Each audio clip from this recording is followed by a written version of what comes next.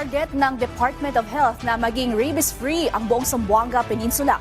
Dahil dito ang Zamboanga City LGU, palalakasin pa ang information drive kontra rabies. Ang detalye sa Balitang Pambansa ni Justine Bulanon ng Radyo Pilipinas Zamboanga.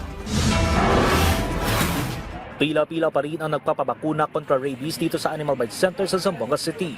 Ang mga ganitong senaryong naistugunan ng lokal na pamahalaan yung nalalapit na ang Rabies Awareness Month. Sa katunayan, kasado na ang mga aktibidad ng LGU Zamboanga City para mapaigting pa ang information drive kontra rabies at mabawasan ang bilang ng mga nakakagat ng aso at pusa sa lungsod. We have motorcade and then a short program alyan na yatong venue and include yung info dissemination, mga film showing alyan eskwela para ay pwede kita ayuda disiminail informasyon kung kausa di akong rabies control and eradication program. Ang Department of Health naman, patuloy na tututukan ang mga kaso ng rabies para maideklarang rabies-free ang buong Region 9. Sa ngayon kasi, 3 bayan pa lang sa probinsya ng Zamboanga Sibugay ang naideklarang rabies-free.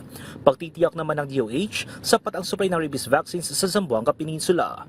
Because our top priority is to declare the areas as rabies-free. So for the entire Zamboanga Peninsula, we have 3 out of the 72 areas, we have only 3 municipalities declared as rabies-free. In Zamboanga Sibugay Province, Daulutanga, Mabuhay, and Tabusan municipalities. Mula sa Radyo Pilipinas Zamboanga, Justine Bulanon para sa Balitang Pambansa.